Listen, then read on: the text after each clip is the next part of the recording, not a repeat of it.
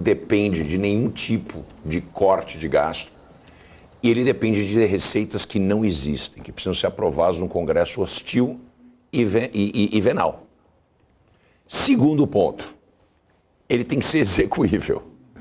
Como é que eu vou instrumentalizar isso e levantar 170 bilhões para fazer esse negócio ano que vem? Como é que a gente faz isso? Então, o arcabouço fiscal é uma peça de ficção. No entanto, ele é uma peça de ficção que, se a gente acreditar muito nele, né, a gente acaba se movendo na direção dele. Mais importante do que chegar no arcabouço fiscal, chegar na meta fiscal prevista, de zero e depois produzir um superávit primário, é fazer um esforço que sinalize para o mercado, para os agentes em geral, que o Brasil é um país sério. O que está acontecendo agora, né, principalmente nas falas que estão vindo à superfície do Lula, mas principalmente influenciado pelo Rui Costa, é que nós vamos jogar a toalha, nós queremos gastar. A gente está traduzindo gasto e apelidando gasto de investimento. É gasto, certo? Educação é gasto, saúde é gasto. A gente não pode maquiar as coisas, porque é muito fácil a população falar, mas saúde é um investimento, educação é um investimento. Não, é gasto. Tem efeitos positivos, mas é gasto. Certo? Sai do erário, do tesouro, etc. Alguém tem que pagar por isso. Certo? Muito pouco, despencou o investimento. O investimento público despencou. Uma vez que as taxas de juros são muito elevadas, o investimento privado despencou também. Quer dizer, nós não estamos falando de investimento, nós estamos falando de gastança. Nós estamos falando de cumprir o protocolo tradicional da política brasileira.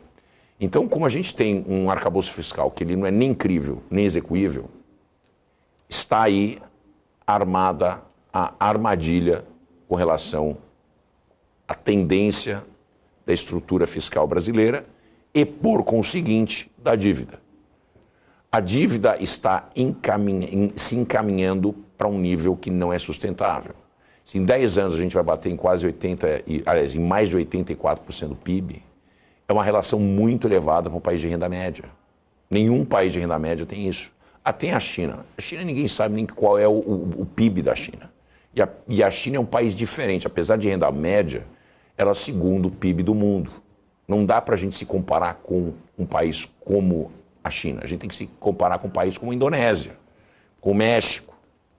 A gente tem que começar a se comparar com comparáveis. Não adianta o cara chegar aqui, outro dia desse uma pessoa falou assim, mas o Japão.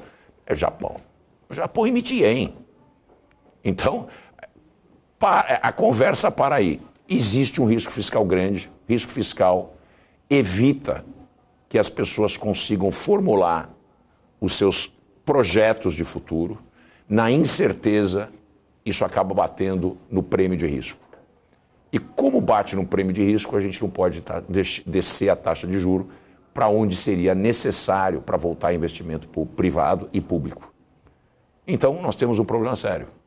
Mandique, a gente fala mais sobre isso daqui a pouquinho, depois do nosso intervalo comercial. Quero agradecer você que está aqui acompanhando a programação da BMC News. A gente vai para um rápido intervalo. Daqui a pouquinho já trazemos aqui mais movimentação dos mercados, mais notícias, inclusive aqui em tempo real, e repercussão dessas notícias com os nossos convidados que passam diariamente aqui na nossa programação. Continue então com a gente, é rapidinho. Daqui a pouquinho, então, já trazemos aqui mais destaques para todos vocês. Continue com a gente.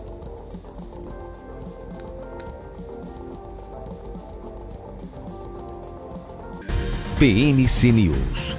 Informação que gera valor. Olá, eu sou o Felipe Nascimento e te espero junto com o Marcos Saravalli aqui no BMC Market.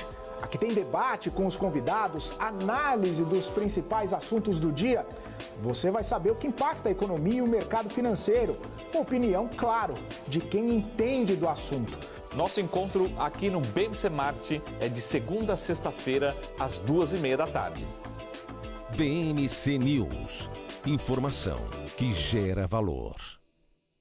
Mercado de capitais. O motor dos negócios no mundo. Há 20 anos a Capital Aberto vive esse universo, informando e formando você. Agora começa um novo capítulo. Uma capital mais dinâmica, assertiva e completa. Notícias, análises, entrevistas, cursos. Em um mundo generalista, somos especialistas. Conteúdo e informação feitos do mercado para o mercado. Capital aberto, feita de dentro. As empresas que fazem parte do seu dia a dia estão em uma das maiores bolsas do mundo, a Nasdaq.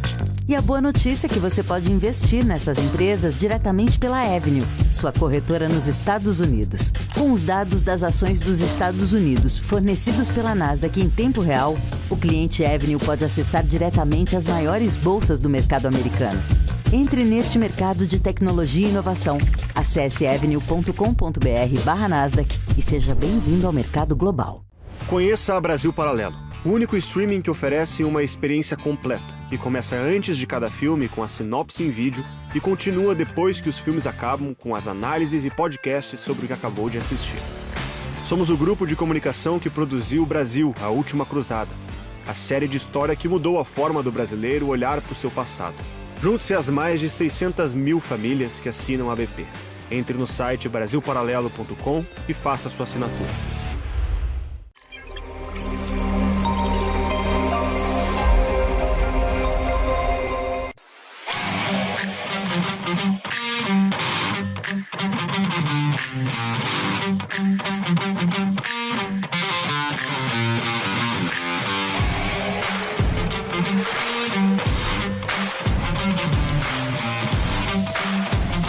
Vortex Beyond.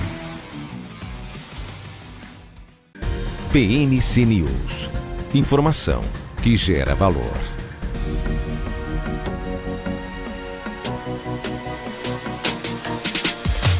BMC News. Informação que gera valor. Estamos de volta aqui na nossa programação da BMC News, 11 horas e 16 minutos. Vamos então para mais um giro do nosso mercado, agora com ele, que está chegando na nossa programação, Maurílio Goldner, trazendo aí essa movimentação para a gente. Bom dia, Maurílio. Bom dia, Paula. Obrigado pelo carinho, pela recepção. Bom dia a todos que estão acompanhando a programação da BMC News. Pois é, agora 11h17, a gente está acompanhando aqui uma subida um pouquinho mais acelerada da Bolsa de Valores de São Paulo. E aquela torcida de ontem, é óbvio que é uma brincadeira, porque Bolsa de Valores não tem torcida, não é nada disso, mas aquela turma que queria ver os 120 mil pontos está muito perto de conseguir isso. Então a gente está com 119.884 pontos, já teve um pouquinho mais alto, hein? Ainda não é a máxima do dia, mas é um valor aí para se acompanhar nas próximas horas e nessa tarde também de movimentação. Com 3 bilhões 760 milhões de volume negociado, o grande destaque no momento positivo é o Grupo Soma, grupo de varejo ligado à moda, que está ganhando aí 8,61% de valor neste momento. Em seguida, a Cogna, que é ligada à área da educação, Hapvida da área de saúde, ambas na faixa aí de 6% de ganhos. Depois vem BRF com 4,54%. Então são grupos muito variados, né? de segmentos variados da Bolsa de Valores, ganhando bastante força neste momento, ganhando valor. Do lado negativo, olha aí, a gente vê BRF ganhando valor, mas vê a Minerva perdendo nesse momento 7,23%. Casas Bahia também está perdendo 3,51% e o Banco do Brasil perdendo 2,63%. Aliás, para a gente puxar aqui as grandes, a gente vai ver que hoje não é um dia dos bancos, ou pelo menos este não é o momento dos bancos, melhor dizendo assim. Bradesco, Itaú, Unibanco e Banco do Brasil em queda, as outras blue chips, que são Petrobras e Vale, em alta. Petrobras ganhando 1,9%, 1,71% e a Vale ganhando 0,94%, expectativa também para a divulgação do balanço da Petrobras hoje, de uma certa forma, deixando o mercado um pouco mais otimista. Para a gente pegar o setor de varejo como um todo, a gente vê que além do Grupo Soma, tem aqui C&A Modas, Pets, Lojas Renner, Alpargatas, Açaí e Grendene também ganhando valor. No lado negativo, Americanas, Vivara, Magalu. Magalu nesse momento caindo 0,56%, um papel que ficou bastante em alta aí nos últimos dias, e ficou também no foco de discussão e foco das notícias por conta de movimentações em relação a follow-on. Então, a gente está acompanhando toda essa movimentação. Aqui um retrato um pouco mais específico de bancos, incluindo aqui também o Santander e Itaúsa, que também estão caindo. Na verdade, o papel SAMB 11 está caindo, o SAMB 4 está subindo um pouquinho, o SAMB 3 também está caindo neste momento. Vou dar uma passada aqui pelo dólar, antes de repetir a cotação do Ibovespa, 4,91, uma queda de 0,16%. Falta 10 minutos aí para o início do pregão nos Estados Unidos, nas 3 bolsas principais de Nova York. E aí a gente também vai acompanhando e monitorando por aqui. Nesse momento, então, voltando o giro do Ibovespa, 119.800 pontos. A gente segue acompanhando e monitorando, 11h20 da manhã. Eu volto com vocês aí na bancada. Maravilha, vamos seguindo aqui, Maurílio, de olho, né, nessa movimentação. Inclusive, já quero trazer aqui o Vandic para falar um pouco. Vandic, acompanhando aqui, né, esses resultados, inclusive, surpreendentemente negativos ali até de Casas Bahia. Queria entender um pouco mais da sua leitura em relação à questão do varejo, né? Varejo muito sensível, tem passado aí por momentos desafiadores, vamos dizer assim, desde o início da pandemia. Queria entender um pouquinho dessa sua leitura em relação ao varejo como um todo, especificamente quando a gente olha resultados de grandes varejistas como Casas Bahia. Bom, Paula, o varejo físico está num processo de disrupção já há algum tempo, tá certo? Esse processo começou já no final da década de 90, se acirrou durante toda a os primeiros 20 anos os primeiros 20 anos de 2000, chegando agora com esse culminar de um desafio que provavelmente é o desafio da morte para o varejo físico. A grande problemática do varejo é a falta de conveniência para a venda de produtos de preço baixo e margem apertada, que faz com que lojas físicas tenham que carregar uma estrutura de estoque que o valor é baixo e contribui pouco para a lucratividade das lojas. Isso não faz muito sentido. Então, é aí onde vem o varejo eletrônico, o varejo digital, que faz um trabalho exímio e ele tem se especializado em 2 coisas que são fundamentais para o sucesso no varejo do século XXI. Primeiro, é investimento maciço em tecnologia. Tecnologia não somente do site onde você compra, a qualidade, a segurança, mas também na inteligência sobre o consumidor, para a gente saber e fazer análises que predizem, análises preditivas de como será o padrão de consumo e dessa maneira antecipar os produtos que serão vendidos e a gente pode levar isso para a pessoa antes mesmo dessa pessoa ter formado a ideia que ela queria consumir aquilo. E ela é disparada por e-mail, por WhatsApp, pelas redes sociais. Isso faz com que a gente ganhe um espaço de antecipar esse consumo ou criar essa demanda, que a pessoa já está nessa direção, então eu acabo conhecendo o meu cliente de uma maneira muito íntima. Isso é super importante, o varejo físico não tem condição de competir aí. Segundo, é a questão da logística. Se eu tenho que sair da minha casa para comprar amendoim, bola de gude, chiclete, fralda, são produtos de baixo valor, não são produtos que eu tenho uma grande satisfação de ir ao mercado comprar. É diferente de comprar um carro, mas um carro como um Tesla, que é uma experiência de compra, ou comprar uma experiência de um vinho especial num determinado lugar. Então, quando eu vou nesse lugar, não é um lugar que é conveniente para mim e não é um lugar que me enalteça na minha experiência. Então, o que acaba acontecendo? A logística faz com que eu consiga ter todo esse estoque de coisas que eu não tenho um desejo, que eu não tenho uma satisfação de ter, mas eu tenho que comprar, e que eu posso comprar de maneira digital, é entregue na minha casa no mesmo dia. O grande jogo, o tabuleiro desse jogo do varejo vai ser ganho por essas 2 variáveis. Quem tiver a melhor tecnologia como um todo, mas principalmente a tecnologia da análise de dados, o uso desses dados para entender e antecipar as demandas dos consumidores e uma qualidade logística que faça com que seu custo de armazenamento seja muito baixo, isso vai diretamente para o EBITDA, E dessa maneira você consegue criar espaços regionais de acordo com a demanda regional para que você tenha mais próximo da pessoa e da mesma maneira você consegue entregar através de todos os tipos de veículos. Nós estamos falando de veículos que hoje já operam frotas de veículos elétricos, que eles contribuem também com um meio ambiente melhor. Tudo isso é simpático. E a gente já está testando, inclusive, entrega via drone. Quer dizer, o valor adicionado que é gerado pelo varejo físico é muito pequeno quando a gente tem essa alternativa. E se você consegue fazer essa alternativa digital em enorme escala, como faz o Mercado Livre, como faz a Shein, como faz principalmente a Amazon, e você tem um ambiente global para disputar, ou regional, como é no caso do Mercado Livre na América Latina, não tem espaço para Casas Bahia. Esse modelo de negócios acabou. A gente tem que reconhecer que esse é o fim do ciclo do cavalo e o começo do ciclo do automóvel. A gente viveu isso no final do século XIX, nós estamos vivendo isso hoje. São indústrias distintas, mas isso vai acontecer. Eu digo, e venho dizendo já há um certo tempo, que num período de 5 a 10 anos a gente não vai ter mais nenhuma dessas varejistas físicas. Nós vamos ter varejistas físicos que dão uma experiência de consumo.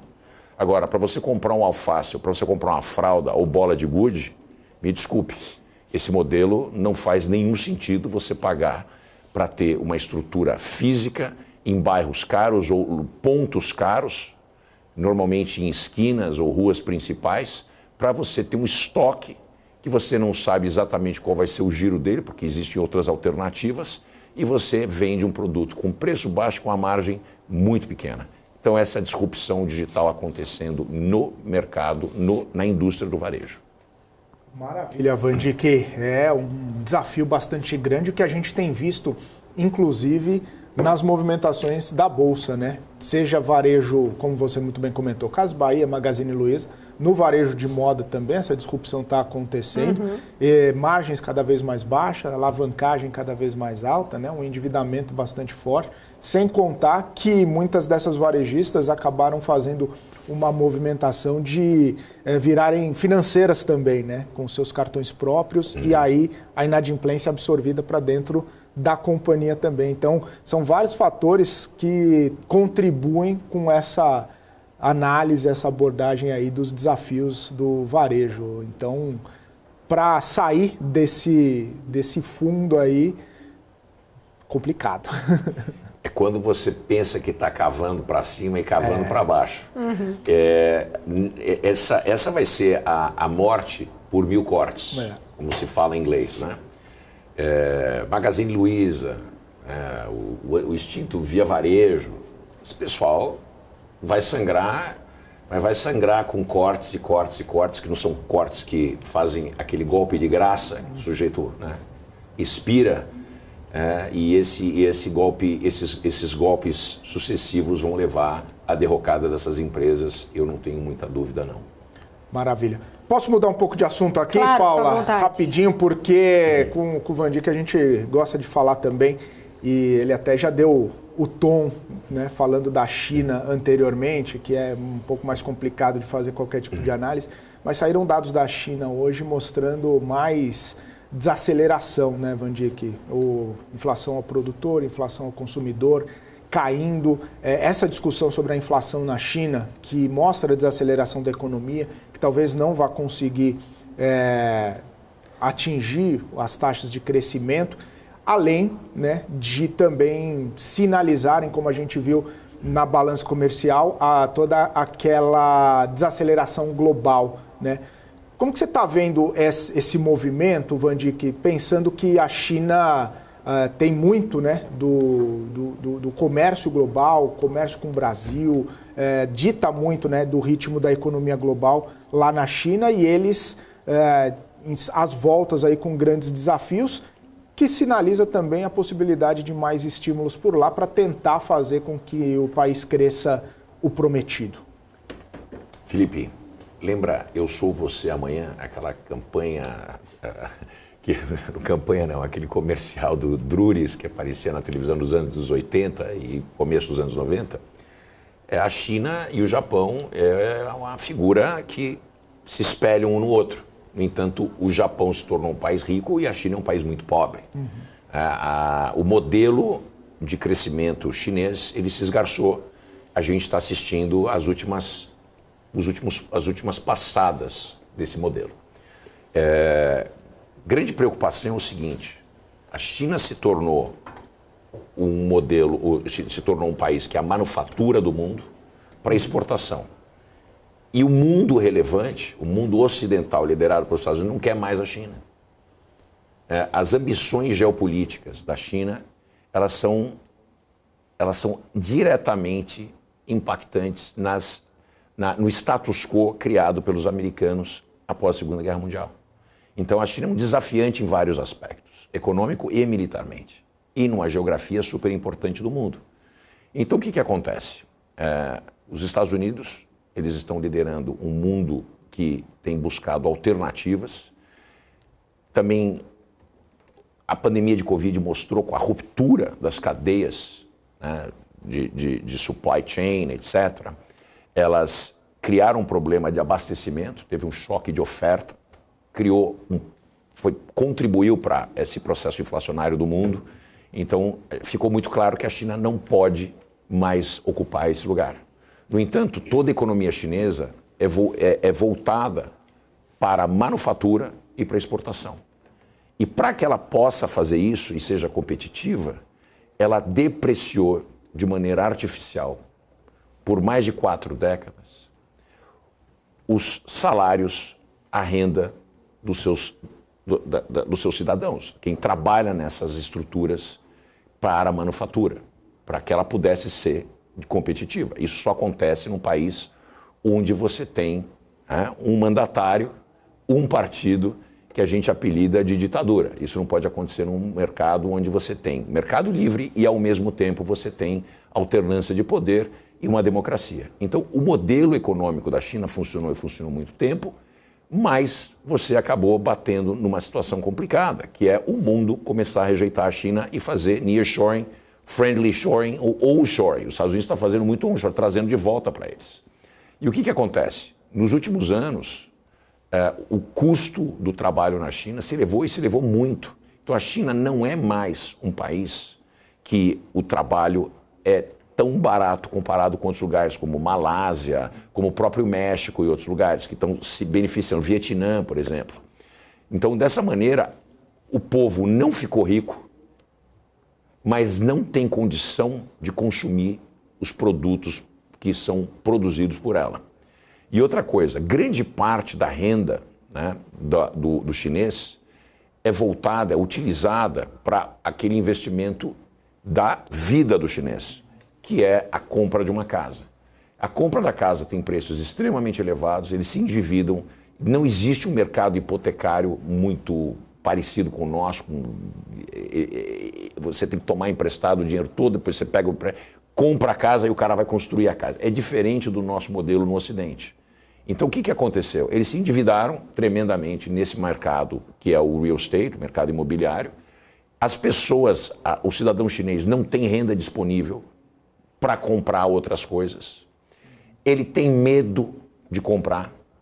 Agora, com esse processo deflacionário, em função da queda da demanda dos produtos chineses no mundo fora da China, faz com que cada rodada do jogo os preços caiam, por isso a deflação. Então o que acontece? O chinês não compra hoje porque ele tem certeza que amanhã vai ser mais barato. É o contrário no processo inflacionário, quando você compra hoje porque você sabe que amanhã é mais barato, vai ser mais caro. Então o chinês fala assim, mas eu não vou comprar uma televisão nova hoje porque vai cair o preço amanhã. E isso acaba criando uma espiral que empurra a deflação. A deflação, da mesma maneira que a inflação, elas são nocivas para uma economia. Nós temos uma taxa, né, a gente chama de Nairu, que é uma taxa de inflação que é a mínima para não gerar um desemprego, né, que eleve muito o desemprego. Então, a gente entende que a inflação ela é necessária, mas ela não pode estar, né, descontrolada e a deflação ela é tão ruim para a economia porque ela acaba estagnando a economia, porque as pessoas não compram.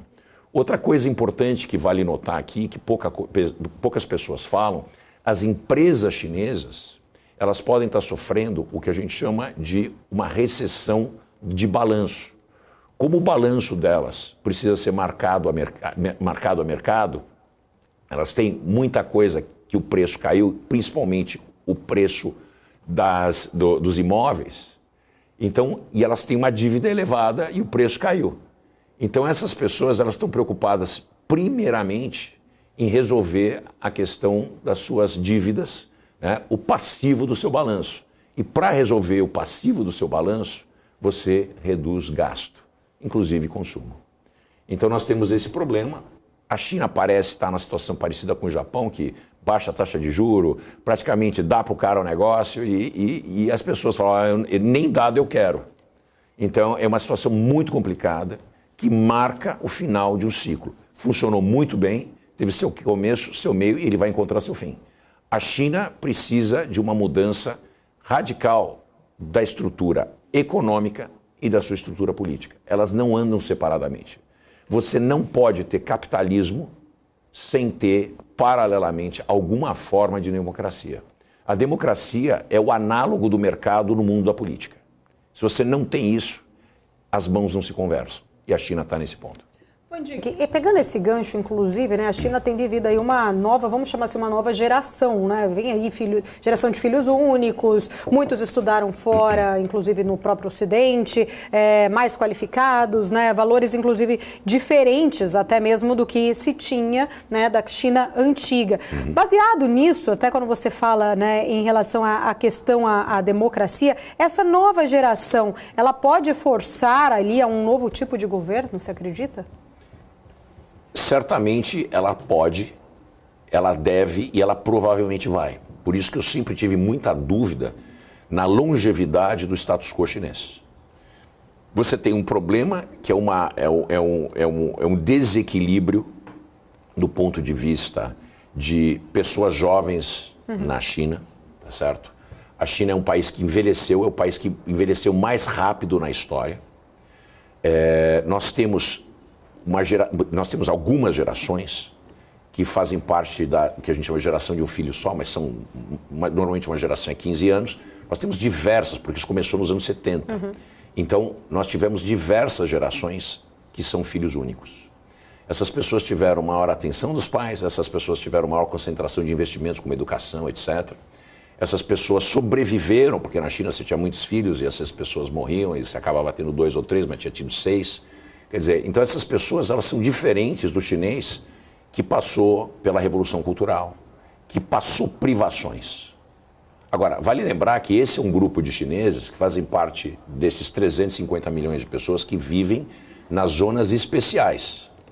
Mas tem mais 1 bilhão de chineses que não tem nada, vivem em condições esquálidas. Existe uma mentira que essas pessoas têm condições de se alimentar 3 vezes por dia, etc. Elas não têm. Elas vivem em condições muito ruins.